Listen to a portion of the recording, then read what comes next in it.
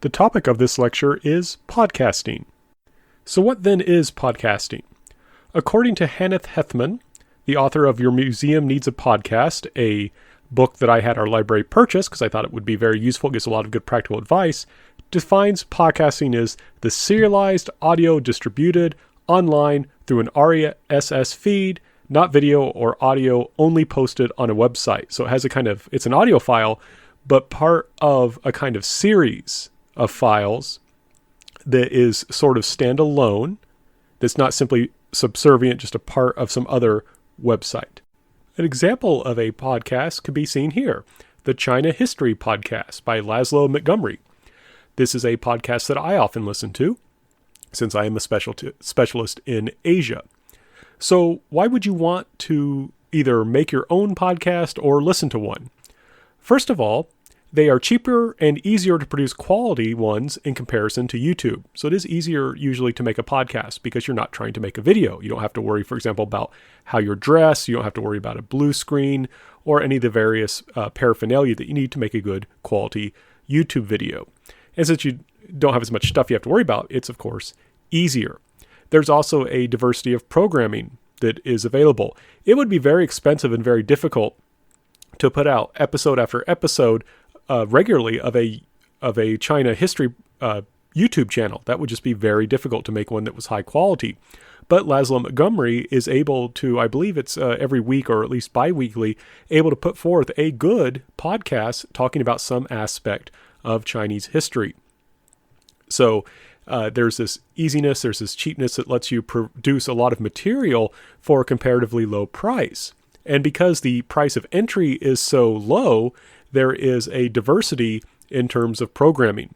That you can find a lot of very interesting material in podcasts that you may not see in other places. Again, to use this as an example, it tends to be a little bit more difficult to find good content on China on YouTube. I find it's actually easier to do so on through podcasts. Podcasts are also, it's similar to YouTube, but as we talked about in defining them, they usually are kind of a show, right? It's not referring to just a one-off. It's a series, and you can subscribe to them. And this is one of the ones I subscribe to myself, the China History Podcast. And it's just there. It just appears on my cell phone very easily. And it's just there for me to use when I'm, say, commuting. If I have a long drive ahead of me, I can just listen to a podcast. That's harder to do with YouTube, right? YouTube, a video, someone making a YouTube video to talk to you about China would assume that you're looking at them, and it's not very safe to look at YouTube while you are driving. Similarly, I often will exercise while listening to a podcast. I get bored while exercising. It's not fun for me. I just do it because I have to, and I can listen to it. And similarly, even while I'm working, I'm cleaning out the garage, I'm mowing the lawn, anything that I can do safely without having to hear, I can listen to a podcast during. And it just tends to be easier to just have my phone with me than to, say, have a computer to do YouTube. Of course, you can also do YouTube on a phone, but it's just not as nice. But also, those are all reasons why you would want to listen to one, and to a certain degree why you would want to make one.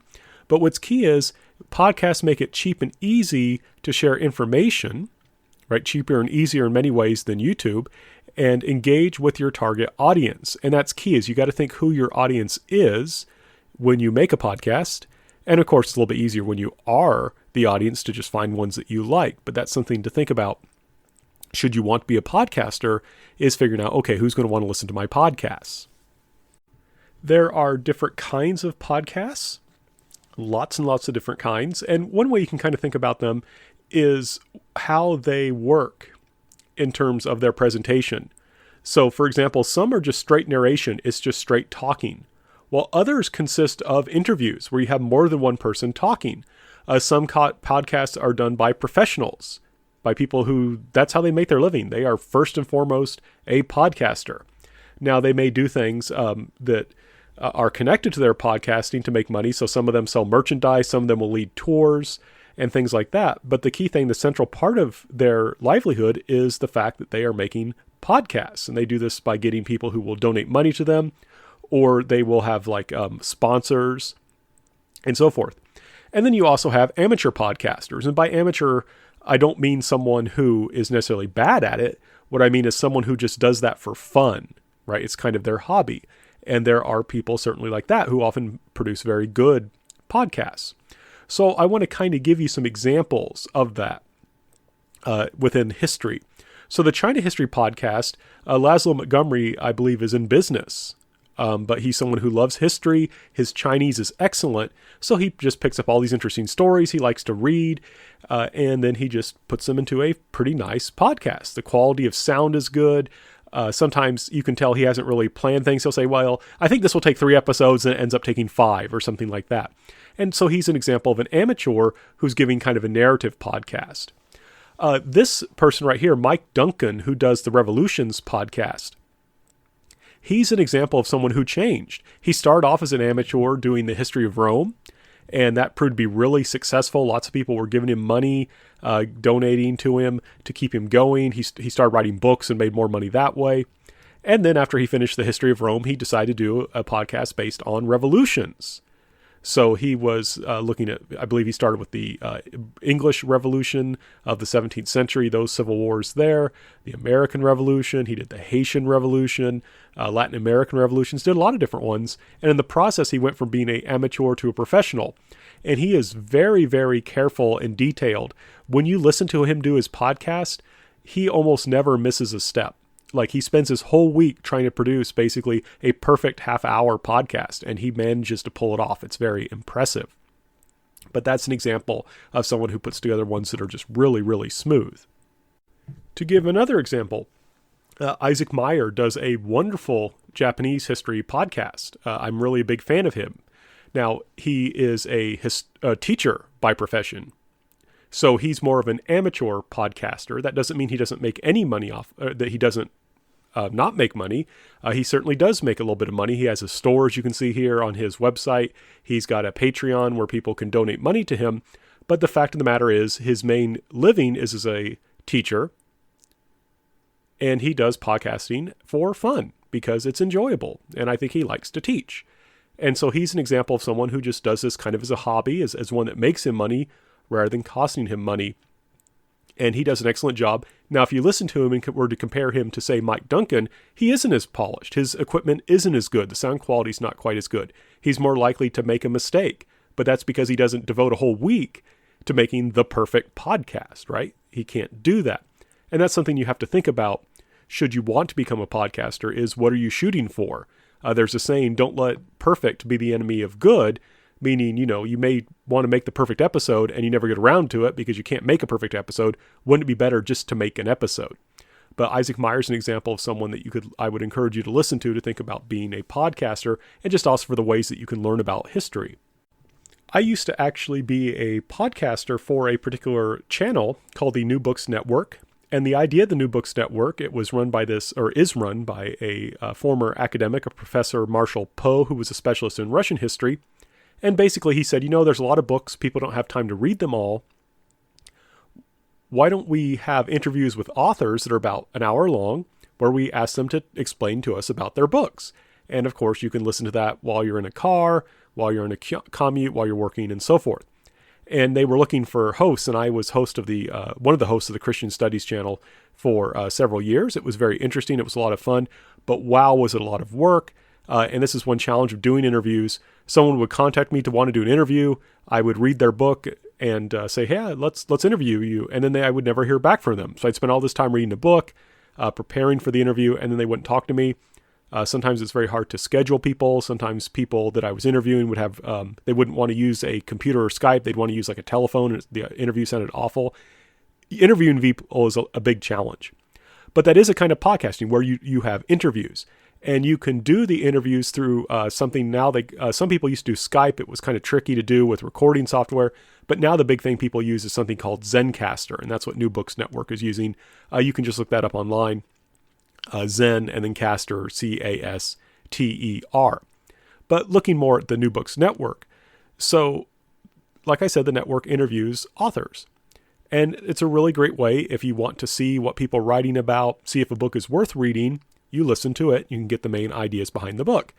And I thought what is particularly interesting is this book by Ian Roxborough Smith, Black Public History in Chicago, Civil Rights Activism from World War II into the Cold War. So that's interesting because here you have an author who's not a podcaster, writing on this subject, maybe, a very small number of people would actually read this book. But now, because someone did an interview with him, lots more people are going to hear about this book and say, oh, maybe I wouldn't have a chance to read that book, but I might have a chance to listen to it. So this is something, again, that might be good to listen to and to give you a sense of the kind of interview shows that you can do or that people are doing. Just to give you one more example from the New Books Network that is an interview on public history, we have this one, History Comes Alive, Public History and Popular Culture in the 1970s. So one thing you will have noticed from the readings on public history is that the 1960s were kind of a key part in the development of public history. And this is kind of succeeding that, the 1960s were so important. Well, what happened in the 1970s, right? How did what happened in the 60s affect the 1970s, affect us today? And the 70s were especially important because that was our bicentennial, right? The Declaration of Independence is 1776. So 1976 was the bicentennial.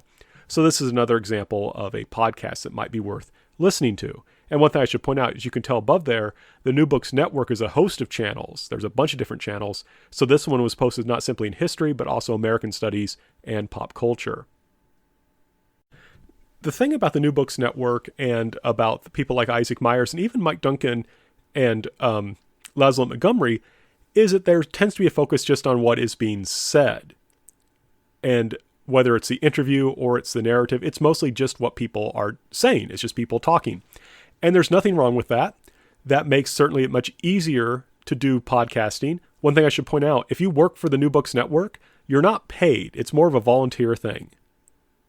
So if you're a professor, and most of the people who are hosts of the New Books Network are professors, you're doing this on top of other things. It's just something you're doing for service, for to help the people learn and so forth. And because of that, you don't want to spend a huge amount of time editing. The woman who wrote Your Museum Needs a Podcast, Hannah Hethman, she makes amazing podcasts in terms of the technical quality.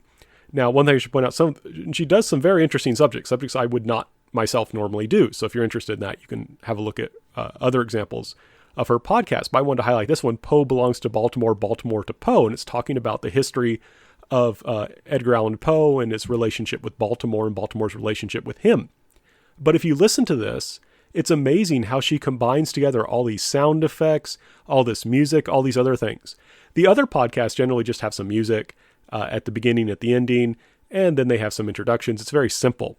But this podcast, Museum in Strange Places, and Hannah Hethman in general, just really goes into deep detail in terms of developing all these wonderful sound effects and other things. So she's kind of the opposite end of the spectrum in that sense, in that she is putting all this effort into the production to make like the perfect podcast. And she's just really good at it and is detail oriented enough that that's fine. And again, this is someone who makes a living doing this, right? She's able to be a professional podcaster, and that's one reason why she can devote that time to it. Now, we can't all, of course, be like Heather Hethman. That's not possible for all of us. So on the opposite end of the spectrum, in a sense, from her, is the podcast that I host, the Lander University Department of History and Philosophy podcast. You have listened to some episodes by now in this class, and you can tell that it is, in a sense, an amateur production. I'm not making a living by doing podcasting. And also, it mostly, though, is interviews, right? So I'm not doing as much narrative history. I'm doing interviews.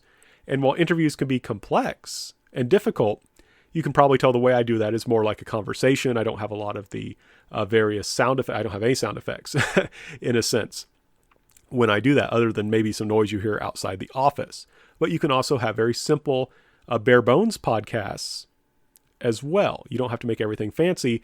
And these don't take me very much time to produce. Basically, all I have to do is send emails to people to make the appointment, maybe about 5 minutes of preparation, 5 minutes of writing down some questions to ask people, and then it's the interview. Then I post it, and I'll give you an example of how to do that later. And then boom, we're done. So if I'm not making money making the Lander University Department of History and Philosophy podcast, why am I making it? And this is key. If you're going to make a podcast, you want to think about, well, why am I doing this? And my purpose is, in part, is to just try and share some information. I mean, that's a very, very basic general thing you're trying to do. But typically, I'm trying to make it student-centered. I'm trying to share information about our students So that's why you'll notice, for example, I had the interview with Sydney Shepherd, who is a former student, but I also had an interview with her while she was a student. I had an interview with Ashley Hampton while she was a student. That was something I had assigned. So you can see this kind of student-centered ideal. Those are usually interviews. Sometimes I do roundtables where I have several people and so forth. I also found it very convenient to just record classes and review sessions and upload them onto the podcast so you can also see them there. But that's kind of one of the purposes, is just to make it easier for me to share information about and to our students. Now, the other key thing I have this podcast for is just to give students experience. A lot of students have not had that many interviews, and people get kind of scared and nervous when you're having an interview, especially with a professor. And it's even scarier if someone's recording it. So I want to give students that experience, but also it gives them something tangible. So when they're looking for a job, they can mention this. They can put it in their cover letter. They can include the link. When I applied for jobs as a professor, I took my YouTube channel that I had and I put presentations on it, and I gave them the link and said, hey, if you'd like to hear an example of me talking, of me teaching, you can go here. And even if they didn't actually go to the link, it still showed that, I'd had this experience. I was willing to give tangible proof that I had done so. And I want to give students that same opportunity to have that same kind of experience and to give them something tangible that they can use when they're looking for jobs. Of course, because of this, the production values are relatively low, right? I just have my microphone. I'll talk more about it later. I also use an MP3 recorder. You can tell, these aren't professionally developed. I don't have any sound effects. I typically don't have any music, but you can still listen to them, right? So my goal is not to say, hey, I've got an audience I'm competing for. My audience is mostly captive, right? It's people that have to listen to these things for a grade, or, if they want to listen to the review. So it's okay if it's not 100%. Because like I said, I'm aiming at a captive audience. I'm student-centered in the sense I want them to get the experience. If people listen to the podcast, that's great. But my main goal is that students have this experience. Now, the host is something called Podbean. You have to find someone to host your podcast, and that costs money. It costs $108 a year for us to have it with unlimited uploads. But you can get a free podcast that doesn't take as much time. But if you are going to do this, it does have some expenses. And so that's why some podcasters, even if they're not making a living at this, they at least hope to break even. What's cool, though, as part of that, though, is you then develop, you also, in the podcasters, I'm not going to go into detail about this because it could change after I've made this video. But usually you also need to connect your podcast to iTunes and Google Play, because those are the big ways that people find podcasts. So when you find a host like Podbean, they will have instructions on how you do that. And that can take several days because they just want to make sure that you're doing things that are within their kind of community guidelines. They don't want you, posting something pornographic or something that is meant to incite terrorism or something like that. So that can take some time. You also have to design a logo. And if you look at our first episodes, the logo looks terrible. And there's a simple reason for that. It's because I designed it, because I simply needed a logo. But later on, one of the art students, Adara, she was in my China history class. That was a Japanese history class. And she was kind enough to design this logo we have for us. She was interested in history, and so she did that for us.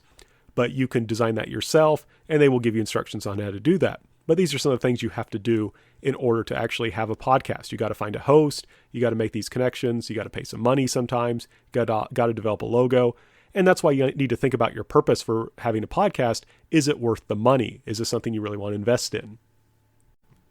How then do you actually make recordings? How do you set that up?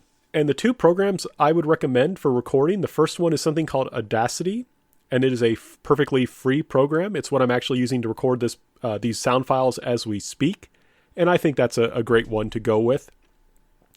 I have included as part of this class a tutorial that you can watch that really gives you good advice on how to do it. It's very simple, so simple even an old professor like myself can do it. The key thing, though, with that is you need a decent microphone. And sometimes the microphone on your laptop or computer is good enough. If it's not, though, and you're kind of strapped for cash, I also have something called HiQ, which I believe I spent $5 to have unlimited recording on, and so that it would upload onto Dropbox, which is a kind of cloud server. That one is an app for your phone. And I use that as kind of a backup in case my my MP3 recorder should run out of batteries. But that's something to do if you're just like, oh, my computer can't record stuff very well, I'm having trouble with Audacity. You can use HiQ if you have to. It's not going to be the greatest sound quality, but it tends to be sufficient. It's good enough. And you can just experiment to see like where's the best place to put your phone and so forth to get a good recording. I had just mentioned the importance of a microphone. So the setup I'm using right now, I have a Blue Yeti microphone, which at the time Lander was kind enough to purchase for me so that I could, do the podcasting and so forth. And it costs about $100. So it is something that, if you're serious about this, you may want to invest in. It's going to generally give you a better sound quality than your built-in microphone on your computer. It also lets you to kind of change direction so you can make it focused on you and not on background noise and things like that. In addition, you may notice there's that kind of screen in front of the microphone. That's called a pop filter. So you just heard me say pop, right? When you make that kind of sound, that kind of P sound, it's an aspirated sound. You blow out a little puff of air and it makes weird sounds on the microphone. And it can hurt the quality of the podcast, especially if you tend to be louder like me, or that tends to be a very powerful sound for you. This makes it sound a bit better. They're usually cheap. It's like $8, $9. Sometimes you get them in a set.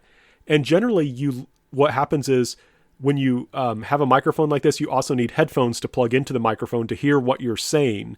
So that way you can hear not so much what you yourself sound like, but what you're going to sound like in the recording. Right. So if you're just kind of talking without the headphones, you're just going to hear your voice and think that that's what it sounds like. The recording's going to sound like. But when you've got the headphones in, that actually tells you what the sound is going to be like in the recording. Now, I also use an MP3 recorder. That's the exact model I bought there on the right. You can see it's a USB recorder. So you record it and then you insert it into your computer and then you can transfer the files. That is what I use for the interviews with Ranger Sydney Shepard and Ranger Adrian Stewart.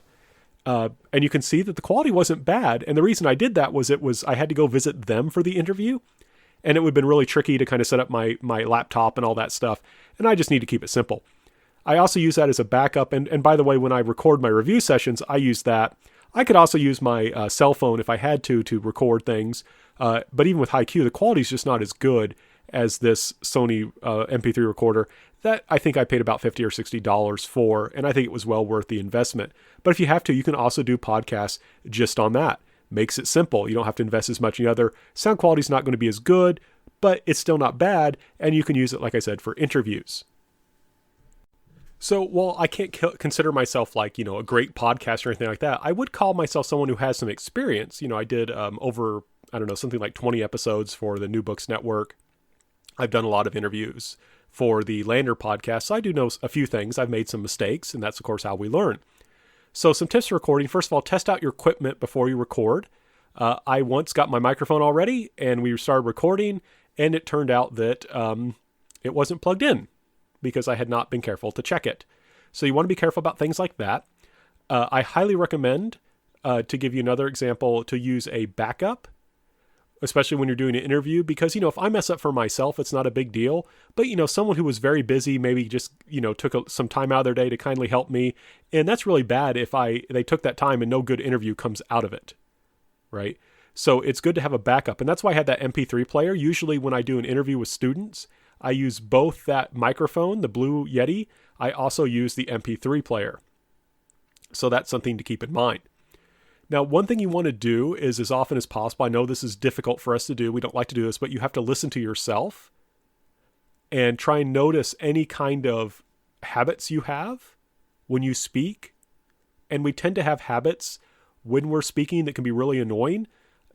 Sometimes we say, a lot. I sometimes do that, especially when I'm making a recording early in the morning or something like that. So you want to be aware of that.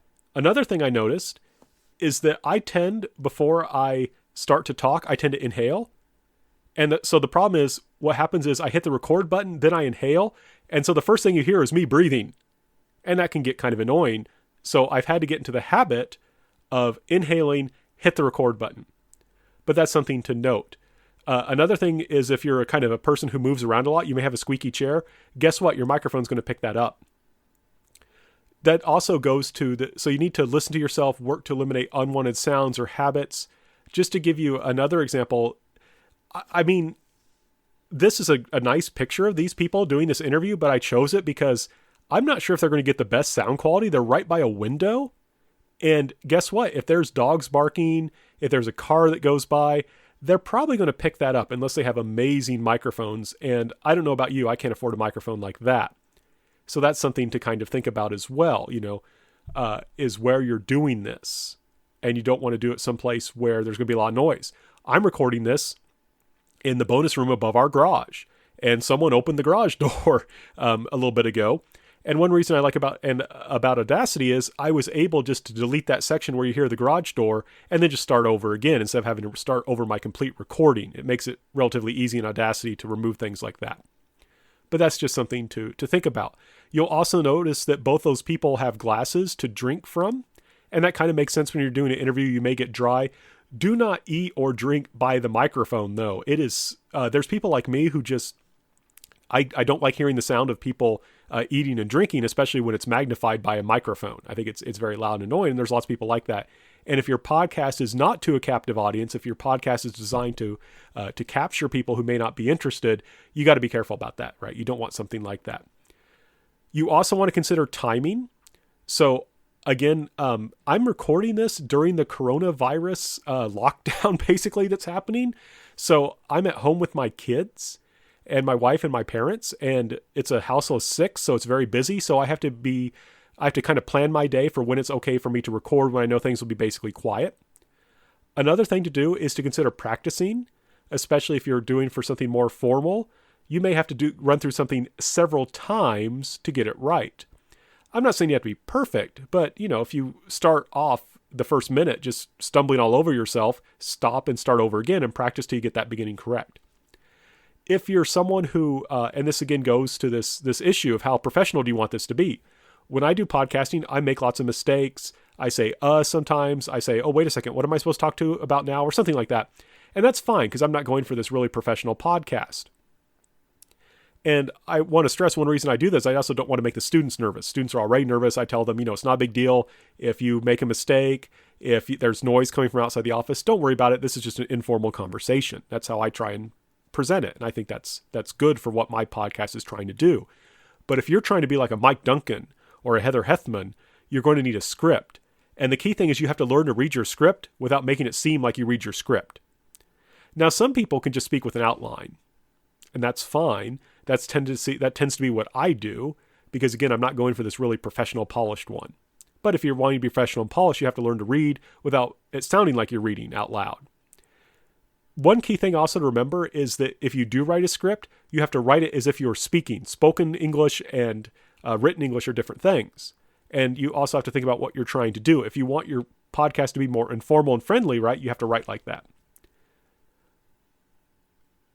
And I alluded to this, but I just want to emphasize this a bit. Don't let perfect be the enemy of good. Don't worry too much about mistakes. You're going to make mistakes. That's just a given.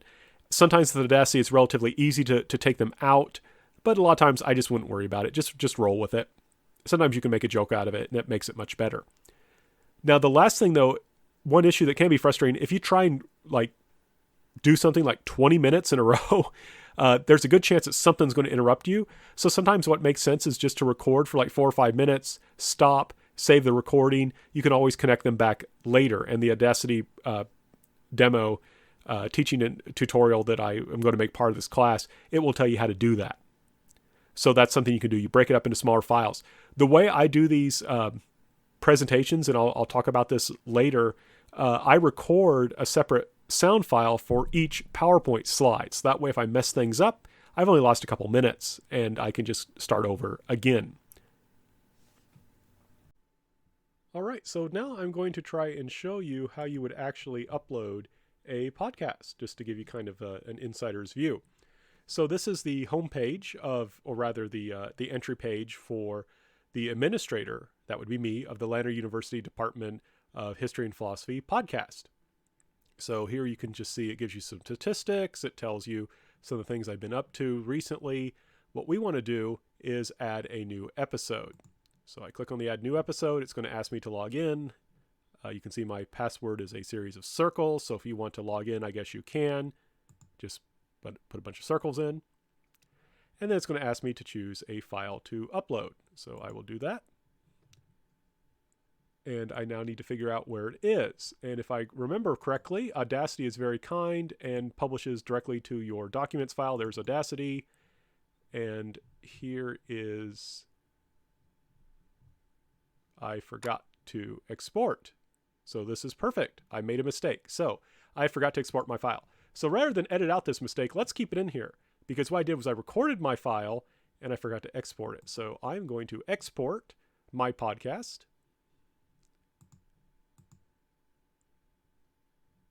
So it's going to ask me to export it, and I'm going to do Nagai Takashi podcast. Notice you can probably hear me typing. That's what I mean about eliminating annoying noises. If you were going to be typing during your presentation, you would want to figure out, while you're recording a podcast, you want to figure out what to make it softer.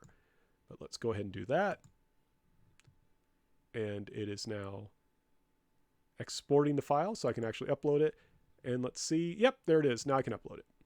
So I chose the file to podcast. It's going to be uploading. And now the title, I'm just going to say, the guy Takashi and his Korean translators. And then I need to write a description. In this episode, I briefly discuss Nagai Takashi and the different perspectives of Koreans who have translated his work into Korean. So you have a description. That description will display. Now, you can have multiple different images you can choose from, but let me show you the old image. That's the terrible image I designed. You can see I just had to make something that would work, and I'm not an artistic person, so that's what I did. And then Adara kindly switched it, and then we got this one, and it looks much nicer. So there you go. Now you could add tags that would help people to find your podcast. I'll just go ahead and add history in Japan, just in case someone should look up Nagai Takashi and wonder what's going on there. This is supposedly supposed to upload automatically to YouTube. It doesn't work most of the time, and I've asked them why, and I think it has something to do with YouTube, and so I just stopped doing that. I can just make it myself. But you can see this is where you could put information. Sometimes you'd put links here. If you were getting information, like if you had music, you would want to credit the musicians there. You want to give them credit for letting them use your music and so forth. But I'm happy with this. I can press the Publish Now button, and it's successful. We published it, and if I wanted to, I could hook up Facebook and other things and have it connect there. You want to do that if you want to make sure other people can find it. There I can find the download link so that I can put this in Blackboard later on for you. And there's a player. I can hit play. Greetings. I'm Dr. Franklin Roush, a historian. There we did it. And you can hear what it would sound like just to make sure that it all works. So pretty simple stuff. Now let's go view the site. So you can see what it looks like once it's up there, and there, boom, we've got it. So this shows you what I was talking about, how easy it is to podcast. It's very simple. You just literally just make a recording. You can just throw it up there, and you can make mistakes like I just did, and it's fairly easy to deal with them. So I want to just go back here and just point out there's lots of cool stuff you can do. You can look at the statistics. So you can see how many people are downloading and stuff like that. And a lot of people have been downloading because I had my religion warfare class that's going on at the time of this recording. I required them to listen to some of the podcasts. So of course it's going to go up.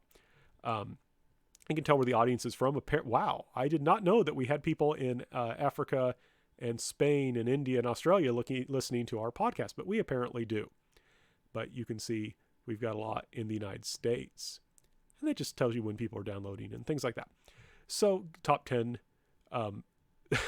exam tips with Carrington and Thomas. This is the top one because this was for a bonus assignment in my history class. But you can see the different ways I use this. But this just gives you a sense of how easy it is to use podcasts and how easy it is to upload a podcast. So I hope this will encourage you to do podcasting yourself. And by the way, I'm using OBS as the way that I am recording my screen. It's a great way to do that.